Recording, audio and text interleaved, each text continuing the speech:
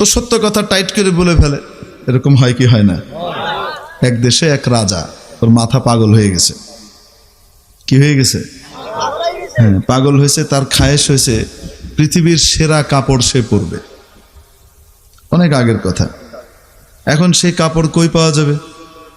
সে এক এক দর্জিকে ডাকে, এক এক টেইলারকে ডাকে, কাপড়ওয়ালাকে ডাকে, আর ডেকে বলে আমাকে ওরকম ভালো কাপড় দিবা যেই কাপড় পৃথিবীতে আর কেউ এই পর্যন্ত পরে নাই, এরকম কাপড় পরায় দিবা। দিতে পারলে তোমাকে খাজানা রাজকোষ উন্মুক্ত করে দিব, সারা জীবনের সুখের ব্যবস্থা। আর যদি না করতে পারো তাহলে কল্লা যাবে।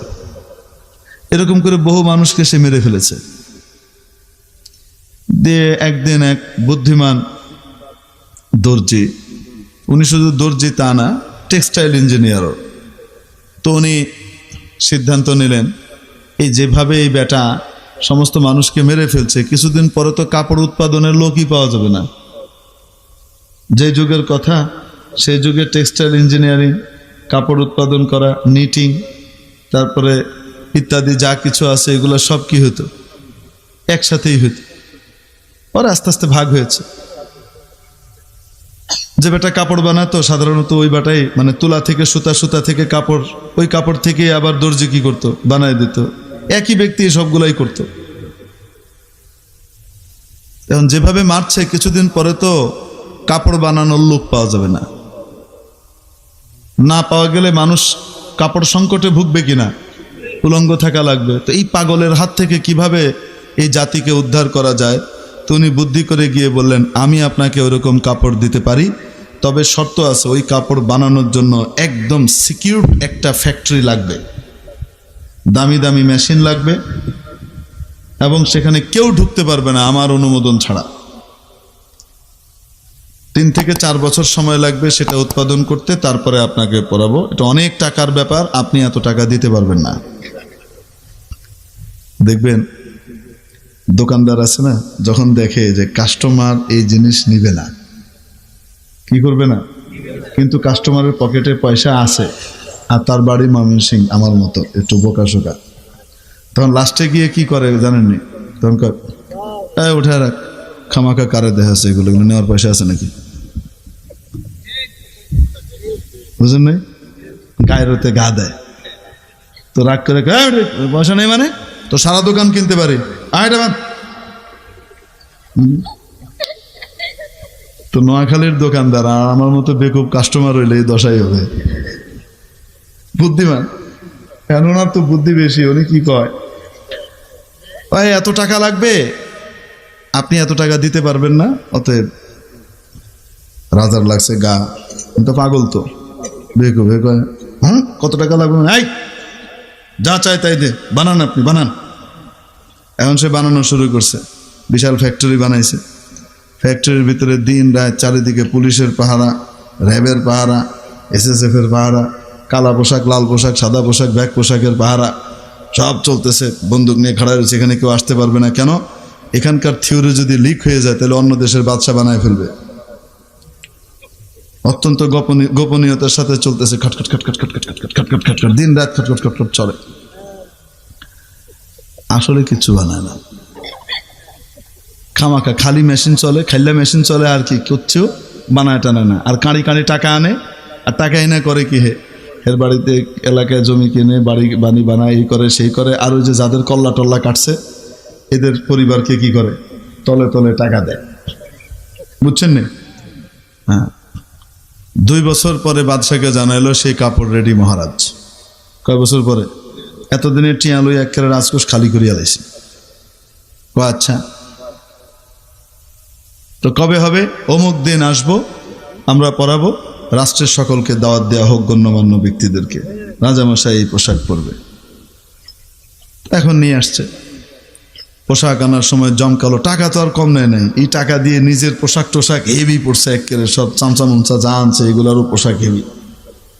বিরাট এক লাল মখমলের বক্স, সেই বক্সকে আবার 4-5 জন কাঁধে করে নিয়ে আসতেছে, একদম রাস্তা করে আনছে। উনি বসছেন, ওই পোশাক রাজাকে বলছে আপনাকে রাজ দরবারেই পরাবো, এত দামি পোশাক এটা কোথায় পরাবো? রাজ দরবারেই পরাবো। এই কাপড়ের বৈশিষ্ট্য কি? এই কাপড়ের বৈশিষ্ট্য হলো এই কাপড় চোখে দেখতে পারবে শুধুমাত্র ওই সমস্ত মানুষ যাদের জন্ম একদম পারফেক্ট, 100 ভাগে 100 ভাগ পুত পবিত্র।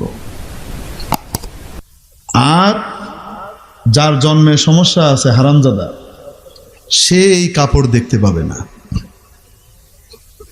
সে এই কাপড় কি করবে না?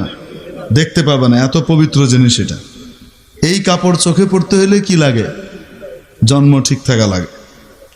অতএব কাপড় দেখতে পাইলে জন্ম ঠিক আছে, আর কাপড় না দেখতে পাইলে জন্ম ঠিক নাই। সিস্টেমে গিলাই দিছে। কত রকমের বাটপার দুনিয়াতে থাকে। ইনি তো ভালো কাজ করতেছে। অনেক সময় বাটপার আছে না, হ্যাঁ, ওষুধ বানাইছে খামাখা, এই কি কি মিলায় টেলায় একটা আলুয়া মালুয়া বানায়, সব রোগের ওষুধ নাকি এটার ভিতরে আছে, খাইলে নাকি সব ভালো হয়ে যাবে। যে লেকচার মারে, রে বাপ রে বাপ, করেনি করে না। এরকম এক বাটপার ডাক্তার, আসলে ডাক্তার না, নকল ডাক্তার। এরকম বাটপার কি করছে, ওষুধ একটা বানাইছে, কিন্তু জানে তো যে এই ওষুধে কি হবে না, এটা জানে না। 1 জন 2 জন 3 জন 4 জন 5 জন 7 জন 8 জন 10 জনের 12 জনের কামনাতে লোকে সবাই আসে মিলে হেতে হিটবনি ধরা পড়ব। তো এই জন্য একটা সিস্টেম বানাইছে। সেটা কি, এই ওষুধ গুলির মতো কাজ করবে, তীরের মতো রোগ দূর করে দিবে, রোগের জায়গায় গিয়ে আঘাত করবে, আপনাকে সুস্থ করে দেবে। কিন্তু একটা শর্ত আছে। সেই শর্ত হলো, ওষুধটা যখন খাবেন ওই সময় কোনোভাবেই আপনার মনে বান্দরের কল্পনা আসতে পারবে না। যখন এই ওষুধ খাবেন ভুলেও ওই সময় আপনার মনে কি আসতে পারবে না? বান্দরের কল্পনা আসতে পারবে না। যদি বান্দরের কল্পনা আসে তাহলে কি হয়ে গেল? ওষুধে আর কি করবে না। বুঝতে পারছেন? এখন কত দিন জীবনভর কত ওষুধ খাইছেন, কোনোদিন বান্দরের কল্পনা আছে? এখন যখন শর্ত এটা কানের ভিতরে শতানি শর্ত একটা ঢুকাই দিছে, এখন কি হয়েছে? যেমনি খাইতে যায় এমনি বান্দর মাথায় আসে, আর চিন্তা করে আমার কল্পনা এসে গেছে, এর লিগা মনে হয় কি হয় নাই।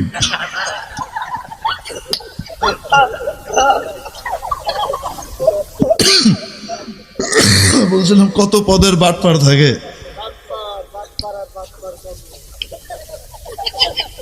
এখন বুদ্ধিকে ভালো কাজে ব্যবহার করলে তো ভালো, আর বাজে কাজে ব্যবহার করলে এটা বাটপারি হয়। ঠিক কি ঠিক না? এখন এই সাহেব, ইনি দেখছেন এ তো পাগল, এই পাগলের সোজা করার আর কোনো রাস্তা নাই। এজন্য উনি বুদ্ধিটাকে সঠিক কাজে ব্যবহার করছেন। তাই এসে বলতেছেন, এই কাপড় শুধুমাত্র সেই দেখতে পাবে যার জন্ম পরিপূর্ণ। একটু এদিক ওদিক হইলে, জন্মের সমস্যা হইলে, হারামজাদা হইলে দেখতে পাবে না। এখন রাজামশাইকে বলতেছে, রাজামশাই জামাটা খুলেন, এটা পরাই দিই। তো রাজা জামা খুলছে, তারপরে এখন বক্স খোলার পরে বের করছে, বের করে জি জি, ডাইন হাতটা দেন, বাম হাতটা দেন, একদম ফিট হয়ে গেছে, দারুণ ফিট করছে রাজামশাই আপনার গায়ে জামাটা। একটু উঠে দাঁড়ান, একদম তল পর্যন্ত হয়ে গেছে। এবার নিচেরটা খুলেন, ঢাকা হয়ে গেছে, সব দেখা যাবে না, নিচেরটা খুলেন। রাজা নিচেরটাও খুলছে, খোলার পরে তার নিচে দিয়ে পায়জামা বা প্যান্ট পরা। এবার রাজা বসে সিংহাসনে, হ্যাঁ, উপস্থিত যারা আছে তারা সবাই চিন্তা করে, খাইছে রে হিসাব কিতাব, আসলে তো গাত কিছু নাই। যদি কই কিছু নাই, দেখা যায় না, তাহলে তো হারামজাদা হয়ে যাবে। এই জন্য সবাই প্রশংসা করে, ওয়াও, বাহ, এত দারুণ কাপড়, জীবনে আমরা কোনোদিন দেখি নাই। আর ওই রাজা গায়ে দিয়ে হেও তো কিছু দেখে না, হে মনে মনে চিন্তা করে, আল্লাহ রে, আমার মায় না জানি করছে দেখি।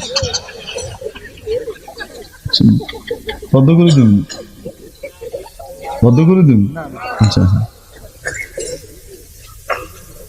এখন রাজার গায়ে আছে কিছু কিছু, কিন্তু নাই, ল্যাংটা। কিন্তু ল্যাংটা হওয়ার পরেও সে মনে করতেছে, আমি পৃথিবীর সবচেয়ে সেরা পোশাক পরছি। অনেক সময় দেশ দেউলিয়া, তলায় কিছু নাই, কয় জিডিপি হাই, আমরা পৃথিবীর সেরা দেশ। অনেক সময় কয় মানুষে, ঠিক কি ঠিক না? আসলে তো তলিত নাই কিছু। আচ্ছা, যাই হোক, আলহামদুলিল্লাহ, আমাদের দেশে যেরকম হয় না, এই জন্য শুকর আদায় করে আলহামদুলিল্লাহ।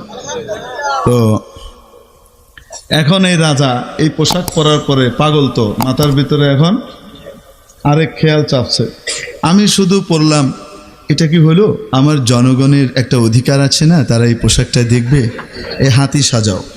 হাতির উপরে চড়ছে, সারা দেশে ঝেড়া পেটানো হয়েছে, সব লোক রাস্তার দুই পাশে লাইন ধরে খাড়াইছে ফুল নিয়ে, বুঝছেন নি? রাজা ওই পোশাক পরে কি করতেছে, যাইতেছে, কেউ দেখতে পায়? কাপড় দেখে কেউ? কিন্তু সবাই চিন্তা করে দেখতে না পাইলে তো হারামজাদা, অতএব বলতে হবে দেখতে পাই, মিছা কথা কইতে হবে, হিসাব কিতাব, বুঝলেন? এখন এরকম করে ফুল মারে, এক একজনে সবাই ফুল মারতেছে, জয় মহারাজের জয়, জয় মহারাজের জয়, এরকম করে কি করে, ফুল মারে।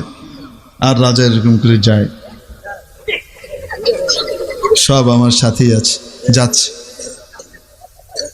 ছোট্ট বাচ্চা একটা, একে আমিও রাজারে দেখবো। বাপ কয় না, তুমি কেমনে দেখবা, এখানে এত লোক, কয় না, আরে কান্দল, আমি দেখবো। এখন বাচ্চাকে বাপে কি করছে, কান্দে নিছে, তো রাজা যায়। এতক্ষণ তো সবাই কইতেছে জয় মহারাজার জয়, কি চমৎকার পোশাক, বাহবা বাহবা। যেমনি ওই পোলা দেখছে, পোলা দেখে কয়, লিংটু রাজা, লিংটু রাজা, লিংটু রাজা। কি হয়,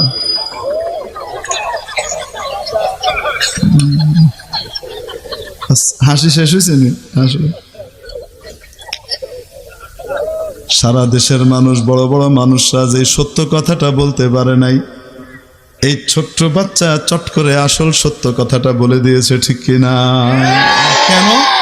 অত হিসাব কিতাব বুঝে না, অত মুনাফিকি বুঝে না, বাস যেটা দেখছে যেটা বুঝছে এটা কুয়ে এলেছে, ঠিক কি ঠিক না?